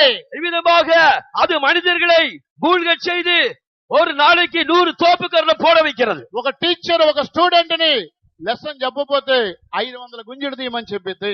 ஒரு டீச்சர் அந்த ஸ்டூடெண்ட் அவன் பாடம் சரியாக சொல்லாததினால் 500 தோப்புக்கரணம் போட சொல்லும்படியாக சொன்னாள். అలాగే ఈ ధనాపేక్ష అపేక్షించిన మనుషుణ్ణి ధనము ఏం చేస్తుంది? ఒక రోజుకి 1500 గుంజలు తీపిస్తానే ఉంటుంది. இவ்விதமாக இந்த ஐஸ்வர்யனாக வேண்டும் என்று விருப்பப்படுவர்களுடைய அவருடைய ஜீவியத்திலே இந்த பணமானது அவர்களை 1500 தோப்புக்கரணம் போட வைக்கிறது. ఇవన్నీ కూడా మనుషుల్లో కలిగేటువంటి ఒక అనుభవాలు. இவையெல்லாம் மனுஷர்களுக்கு சம்பவிக்கிற காரியங்கள். ఆ తర్వాత 10వ వాక్యం కూడా చదవండి. அதற்கு பின்னதாக 10ஆம் வசனத்தை வாசியுங்கள். ఎందుకనగా ధనాపేక్ష సమస్తమైన కీడులకు మూలము. కొందరు దానిని అపేక్షించి சிலர் அதை இச்சித்து, కొందరు కాదు అందరూ ఆశించి, சிலர் அல்ல எல்லாரும். కొందరు కాదు, కొందరు అంటే 10% వస్తారు. ஏதோ சிலர் என்றால் 10% தான் வருகிறார்கள். కొందరు అనే దగ్గర అందరూ అని పెట్టుకోండి. ఇప్పుడు சிலர் என்கிற இடத்தில் எல்லாரும் என்று போட்டுக்கொள்ளுங்கள். అప్పు లేనివారు మన సంఘములో 10 మంది ఉంటున్నారు. చేతులెత్తమంటే 10 మంది ఎత్తుతారు. இப்பொழுது கடன் இல்லாதவர்கள் கைகளை உயர்த்துகள் என்றால் ஒரு 10 பேர் தான் உயர்த்துவார்கள். అందువల్ల కొందరు అని అక్కడ రాశారు, కొందరు కాదు అందరూ అని ఇప్పుడు మనం రాసుకోవాలి. அப்பொழுது சிலர் என்று எழுதினார்கள், இப்பொழுது பார்த்தால் எல்லாரும் என்று எழுத வேண்டும். 90% అందరూ దానిని ఆశించి, 90% పలర్ ఇదే ఇచ్చిత్. చదవండి, అందరూ దానిని ఆశించి అని చదవండి. అందరూ దాన్ని ఆశించి, అందరూ దానిని ఆశించి, எல்லாரும் அதை ఇచ్చిత్. విశ్వాసము నుండి తొలగిపోయి, విశ్వాసத்தை விட்டு విలగి, నానా బాధలతో తమను తామే పొడుచుకుని, నానా బాధలతో వేరే వారు పడవలేదు, వారికి వారే పొడుచుకుంటున్నారు. అనేక వేదనలాలే మற்றவர்களால் அல்ல தங்களை தாங்களே உருவ குத்திக் கொள்கிறார்கள். వేరే వారు ఎవ్వరు వారిని కత్తి తీసుకొని పడవలేదు. இப்பொழுது வேற யாரும் கத்தி கொண்டு அவர்களை உருவ குத்தவில்லை. వారికి వారే పొడుచుకుంటున్నారు. அவர்கள் தங்களுக்கு தாங்களே குத்திக் கொள்கிறார்கள். అందరూ ఆ ధనాపేక్షను ఆశించి, அவர்கள் எல்லாரும் அந்த பணத்தை இச்சித்து విశ్వాసమును వదిలిపెడుతున్నారు. విశ్వాసத்தை விட்டு வழுவுகிறார்கள். యేసును వదిలిపెడుతున్నారు. యేసుவை விட்டு விடுகிறார்கள். కనుక ధనమే మాకు ముఖ్యము, பணமே எங்களுக்கு முக்கியம். మాకు పరలోక రాజ్యం వద్దు, எங்களுக்கு பரலோக ராஜ்யம் வேண்டாம். యేసు మాకు వద్దు, యేసు எங்களுக்கு வேண்டாம். సంఘము మాకు వద్దు, சபை எங்களுக்கு வேண்டாம். ఆరాధన మాకు వద్దు, இந்த ஆராதனை எங்களுக்கு வேண்டாம். మాకు ధనమే ముఖ్యము, எங்களுக்கு பணம் தான் முக்கியம். మాకు బంగారమే ముఖ్యము, எங்களுக்கு பொன் தான் முக்கியம். మాకు వెండే ముఖ్యము, எங்களுக்கு வெள்ளி தான் முக்கியம். ఇదే మాకు ముఖ్యము, இதுதான் எங்களுக்கு முக்கியம். కనుక ఈ కార్యములలో అంత్య దినాలలో ధనాపేక్ష ప్రియులు సంఘములో ఉంటున్నారు. இப்படிப்பட்ட காரியங்களிலே பணப்பிரியர் சபையிலே இருப்பார்கள். ప్రియమైన దేవుని బిడ్డలారా, ఈ వాక్యం ప్రకారంగా ఈ అంత్య దినాలలో ఆత్మీయ జీవితములో ఏ లిస్టులో నువ్వు కనబడుచున్నావు? பிரியமானவர்களே, இந்த கடைசி நாட்களிலே இந்த ஆவிக்குரிய பட்டியலிலே நீ எதில் காணப்படுகிறாய்? ఒకవేళ మనం రక్షింపబడ్డాము, బాప్తిసం పొందాం, పరిశుద్ధాత్మ పొందామని సంతోషంగా మనం ఉండవచ్చును. ஒருவேளை நான் ரட்சிக்கப்பட்டேன், ஞானஸ்நானம் எடுத்தேன், பரிசுத்தாவின் அபிஷேகத்தை பெற்றேன் என்று நீ சந்தோஷமா இருக்கலாம். పౌలు యొక్క భక్తుడు తిమోతి సంఘానికి అంత్య దినాలలో సంఘములో మనుషులు ఇటువంటి స్వభావాలతో ఉంటున్నారని ఆయన తెలియపరుస్తున్నారు. அப்போஸ்தலனாகிய பவுல் இந்த தீமோத்தி இருக்கிற சபைக்கு இப்படிப்பட்டவர்கள் கடைசி நாட்களிலே இருக்கிறார்கள் என்று அவர் எழுதுகிறார். దేవునికి స్తోత్రం కలుగుగాక. தேவனுக்கு ஸ்தோத்திரம் உண்டாகட்டும். వీరు రెండవ గ్రూప్ అంటున్నారు. இவர்கள் தான் இரண்டாம் கூட்டத்தார். ఇంకా వీరిని గురించి వర్ణించడానికి సమయం అనుమతించడం లేదు.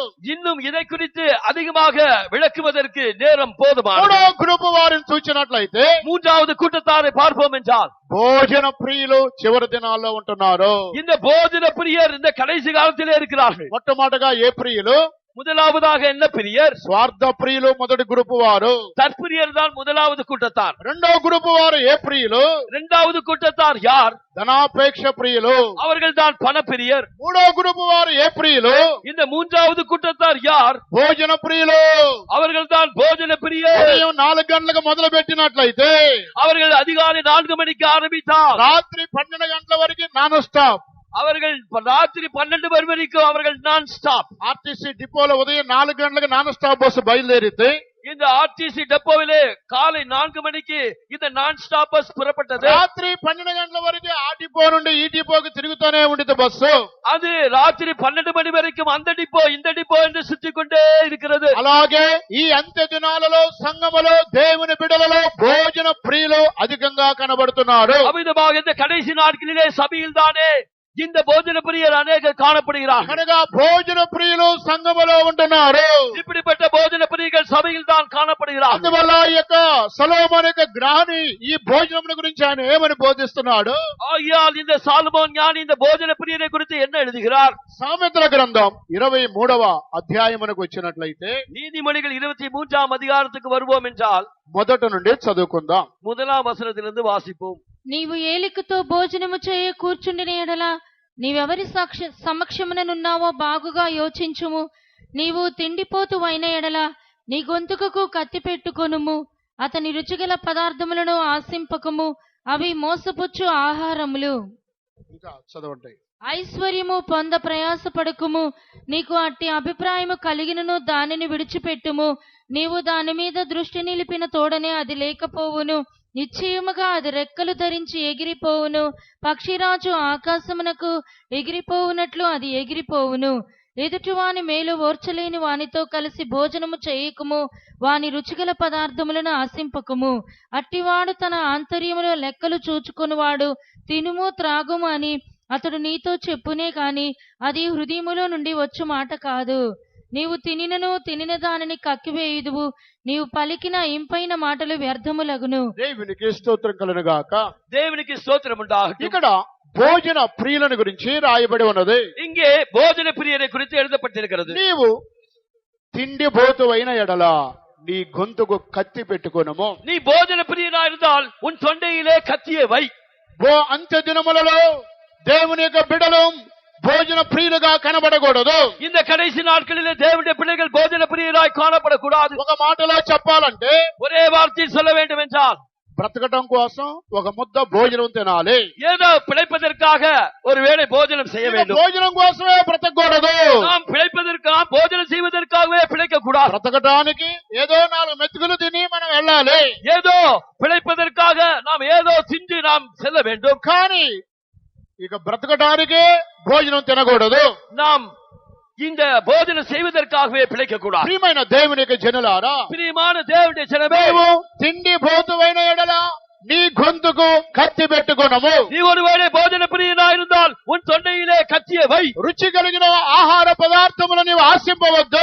நீ ருசியுள்ள பதார்த்தங்களை இச்சிக்க வேண்டாம். ఒకవేళ నీవు ఆ రుచిగల భోజన పదార్థములను ఆశించి తినినట్లయితే, ஒருவேளை நீ ருசியுள்ள பதார்த்தங்களை இச்சித்து புசிப்பாயானால், తినమని వారిని నోటితో చెప్పినా సరే, இதோ புசியும் பானமனம் என்று அவன் வாயினால் சொன்னாலும், లోపల వాళ్ళు లెక్కలేసుకుంటా ఉంటున్నారు. இதோ அவனுடைய இருதயத்தில் அவன் எண்ணிக்கொண்டிருப்பான். కనుక తినన్న బ్రదర్ అని వాడు చెప్పినా సరే, లోపల ఏమంటున్నారు? అంత తింటున్నాడు, ఇంత తింటున్నాడు, ఆమె అంత తింటుంది అని లెక్క అకౌంట్స్ వాళ్ళ లిస్ట్ లో వేరే ఉంటుంది. அவ்விதமாக அவன் சாப்பிடுங்கள் பிரதர் என்று சொன்னாலும் அவன் உள்ளிலே இதை தின்றான், அதை தின்றான், இதை தின்றான் என்று அவன் எண்ணிக்கொண்டிருப்பான். అనగా అంత్య దినాలలో భోజన ప్రియులు సంఘములో కనబడుతున్నారు. ஆகையால் இந்த கடைசி நாட்களிலே சபையில் தானே போஜன பிரியர் காணப்படுகிறார். ఒకవేళ అధికముగా భోజనమును మన యొక్క జీవితంలో అనుమతించినట్లయితే, ஒருவேளை அதிகமான போஜனத்தை நம்முடைய జీవితంలో நாம் అది ఆత్మీయ జీవితానికి నష్టముగా కనబడుతున్నది. அது நம்முடைய ஆவிக்குரிய ஜீவித்துக்கு நஷ்டமாக எண்ணப்படுகிறது. దీని గురించి యేసుక్రీస్తు వారు తెలియపరిచారు. இதை குறித்து கர்த்தராகிய இயேசு சொன்னார், ఒక తిండి వలన మత్తు వలన మీ హృదయములో మందముగా ఉన్నట్లయితే, இதோ உன்னுடைய போஜனத்தினாலும் போஜன பதார்த்தத்தினாலும் உன்னுடைய இருதயம் அது மங்கி இருக்குமானால், నీ హృదయము మందముగా ఉన్నట్లయితే, உன்னுடைய இருதயம் மந்தமாக இருக்குமானால், ఆ దినము అకస్మాత్తుగా ఉరి వచ్చినట్టు నీ యొద్దకు వచ్చును. இதோ அந்த நாள் எதிர்பார விதமாக அது உன்மேல் வரும். అధికమైన భోజనము నీవు తినినందువల్ల, நீ அதிகமான போஜன நீ புசிப்பதினால், నీ యొక్క నోట్లో ఏలు పెడితే అంజంత వరకు ఆహారము లోపల ఉన్నట్లయితే, இதோ உன்னுடைய வாய் நிறைய மட்டும் உன்னிலே ஆகாரம் இருக்குமானால், అప్పుడు నోట్లో నుండి స్తోత్ర శబ్దము రాదు. அப்பொழுது உன்னுடைய வாயிலிருந்து ஸ்தோத்திர சத்தம் வராது. నోటిలో నుండి ప్రార్థన శబ్దము రాదు. உன்னுடைய வாயிலிருந்து அந்த ஜெபிக்கிற சத்தம் வராது. లోపల సంచి ఫుల్ గా ఉన్నది, అందువల్ల స్తోత్రము ప్రార్థన శబ్దం రావడం లేదు. அந்த சாக்கு அது முழுமையாக இருக்கிறபடியால் அதிலிருந்து ஸ்தோத்திரம் வெளியே வராது. హృదయం మందముగా ఉంటున్నది. இந்த இருதயம் மந்தமாக இருக்கிறது. లూకాసు వార్త லூக்காஸ் விசேஷம் 21:24 మీ హృదయములు ఒకవేళ తిండి వలనను మత్తు వలనను ఐహిక విచారముల వలనను మందముగా ఉన్నందున ఆ దినము అకస్మాత్తుగా మీ మీదికి ఉరి వచ్చినట్టు రాకుండా మీ విషయమై మీరు జాగ్రత్తగా ఉండుడి. దేవునికి స్తోత్రం కలుగుగాక. దేవునికి స్తోత్రం ఉండాగట్టే. మీ హృదయములు తిండి వలన మత్తు వలన ఐహిక విచార వలన మందముగా ఉన్నందున உங்கள் இருதயங்கள் பெருந்தினாலும் வெறியினாலும் லௌகிக கவலையினாலும் பாரமடைந்ததினால் ఆ దినము అకస్మాత్తుగా ఉరి వచ్చినట్టు మీ మీదికి వచ్చును. நீங்கள் எரியாத நேரத்திலே அந்த நாள் உங்கள் மேல் வரும். మీ విషయమై మీరు జాగ్రత్తగా ఉండండి. ஆகையால் நீங்கள் ஜாக்கிரதையாயிருங்கள். అంత్య దినాలలో భోజన ప్రియులు సంఘములో కనబడుతున్నారు. கடைசி காலத்திலே போஜன பிரியர் சபையிலே காணப்படுகிறார்கள். అధికముగా మనం భోజనము తినట్లయితే దేవుని స్తుతించలేము. அதிகமாக நாம் போஜனம் செய்வோமானால் நாம் தேவனை துதிக்க மாட்டோம். అందువల్ల దేవుని మనం భోజనం చేసినట్లయితే దేవుని ఆత్మలో సంతోషించలేము. ஆகையால் அதிகமாக நாம் போஜனம் செய்வோமானால் தேவனுடைய ஆவியிலே நாம் கலிகூற மாட்டோம். అందువల్ల మన యొక్క సంఘములో గురువారం ఉదయం ఉపవాస ప్రార్థన, సాయంకాలం బైబిల్ స్టడీ. ஆகையால் தான் நம்முடைய சபையிலே வியாழக்கிழமை காலையில் உபவாசம், மாலையிலே வேதபாடம். ఇక ఉదయం మధ్యాహ్నం అంతా భోజనం చేసి బైబిల్ స్టడీలో కూర్చుంటే ఇక ఊగిపోతా ఉంటాము. இவ்விதமாக நாம் காலையிலும் மத்தியானத்திலும் நாம் நன்றாக ஆகாரம் புசித்து மாலை வேதபாட கூடத்தில் உட்காருவோனால் வீணாகிவிடும். అలాగే శనివారం ఉదయం భోజనం చేసి మధ్యాహ్నం భోజనం చేసి రాత్రి భోంచి కనిపెట్టి కూడా కూర్చొని ఆదివారం కూడా టిఫిన్ చేసి భోజనం చేసి ఆరాధన కూర్చుంటే ఇక ఊగిపోతానే ఉంటాము. அவ்விதமாக நாம் சனிக்கிழமை காலையிலே நாம் நன்றாக புசித்து மத்தியானம் புசித்து இரவிலும் புசித்து காத்திருக்கத்தில் உட்கார்ந்து அதன் பின்பு காலை ஆராதனைக்கு டிபன் சாப்பிட்டு விட்டு உட்கார்வோமானால் நாம் இவ்விதமாக வீங்கி போய் అప్పుడు శనివారం గురువారం ఆదివారం కడుపు ఖాళీగా ఉండాలి. இவ்விதமாக சனிக்கிழமை ஞாயிற்றுக்கிழமை நம்முடைய வயிறு காலியாகவே இருக்கட்டும். ఖాళీగా ఉంటే నిద్ర రానే రాదు. காலியாக இருந்தால் நமக்கு நித்திரை வராது. అప్పుడు స్తోత్రం చెబుతానే ఉంటాము. அப்படியானால் நாம் ஸ்தோத்திரம் சொல்லிக்கொண்டே இருப்போம், ప్రార్థన చేస్తూనే ఉంటాము, செபித்துக் கொண்டே இருப்போம், లేదా బైబిల్ చదువుకుంటూనే ఉంటాము, బైబిల్ వాసిத்துக் கொண்டே இருப்போம். అదే ఫుల్ గా తినేసినట్లయితే ప్రార్థన చేయలేము, స్తోత్రం చెప్పలేము, బైబిల్ చదవలేము, దేవుని కూటములో దేవుని మనం ఆరాధించలేము. ஒருவேளை நாம் நன்றாக புசித்து விட்டு நாம் உட்காருவோம் என்றால் நம்மால் ஜெபிக்க முடியாது, சோதரிக்க முடியாது, வேத வாசிக்க முடியாது, நாம் கூட்டத்திலே பங்கு பெற முடியாது. అలాగే ప్రభు రాకడ దినాలలో భోజన ప్రియులుగా ఉన్నట్లయితే తిండి వలన మత్తు వలన హృదయం మందముగా ఉంటుంది. அவ்விதமாக கர்த்தருடைய வருகையின் நாளிலே நாம் ஆயத்தப்படாதபடிக்கு நம்முடைய இருதயங்கள் பெருந்தினாலும் லௌகிக கவலையினாலும் பாரமடைந்திருந்தால் அந்த நாள் நம் மேல் வரும். దేవుని యొక్క రాకడ అకస్మాత్తుగా మన మీదకి వచ్చినప్పుడు இதோ தேவனுடைய வருகை நம்முடைய மேல் அது எதிர்பாராத விதத்தில் வரும்போது ఆయన రాకడలో ఆయనను మనము సంధించలేము. அவருடைய வருகையிலே நாம் அவரை எதிர்கொள்ள முடியாது. భోజన ప్రియులైన రాకడలో సంధించలేరు. భోజన பிரியர்கள் அவருடைய வருகையிலே அவரை காண முடியாது. అందువలన తగు మాత్రం ఆహారం మాత్రమే మనము భుజించాలి.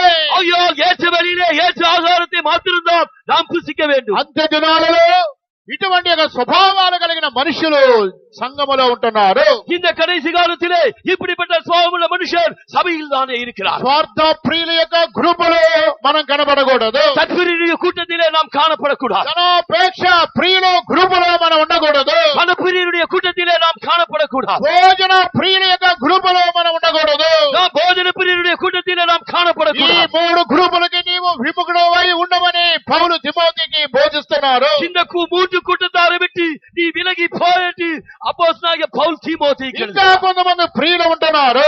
இவர்கள் தற்பிரியரா இருக்கிறார். వారెవరు? నిద్ర ప్రియులు. நான்காவதாக அவர்கள் நித்திரை பிரியர்கள். వారికి ఎంత చెబుతున్నా నిద్ర వస్తానే ఉంటుంది. சிலருக்கு எவ்வளவு சொன்னாலும் அவர்களுக்கு தூக்கம் வந்து கொண்டே இருக்கும். ఆ నిద్ర ప్రియులు ఉంటున్నారు. அவர்கள் நித்திரை பிரியரா இருக்கிறார்கள். మనుషులకి ప్రియమైన ప్రియులు ఉంటున్నారు. அவர்கள் மனுஷனுக்கு மனுஷன் பிரியரா இருக்கிறார்கள். సాతానికి ప్రియమైన ప్రియులు ఉంటున్నారు. சாத்தானுக்கு பிரியமான பிரியரா దేవునికి இருக்கிறார்கள். ప్రియమైన ప్రియులు ఉంటున్నారు. தேவனுக்கு பிரியமான பிரியரா இருக்கிறார்கள். పెళ్లి కుమార్తె కూడా ప్రియురాలని పరమగీతంలో రాయబడి ఉన్నది. அந்த மணவாளி அவள் பிரியமானவள் என்று எழுதப்பட்டிருக்கிறது. ఈ విధంగా బైబిల్లో అనేక రకాల ప్రియులను గురించి రాయబడి ఉన్నది. விதமாக வேத புஸ்தகத்திலே అనేక విధమైన பிரியர்களை குறித்து எழுதப்பட்டிருக்கிறது. దేవుని చిత్తమైతే రాబోయే దినాలలో వాని గురించి మనం నేర్చుకుందాము. கர்த்தருக்கு சித்தமானால் வரப்போகிற நாட்களில் அதை குறித்து நாம் தியானிப்போம். ఈ ఉదయ కాల సమయంలో ఈ 3 గ్రూపుల వారి గురించి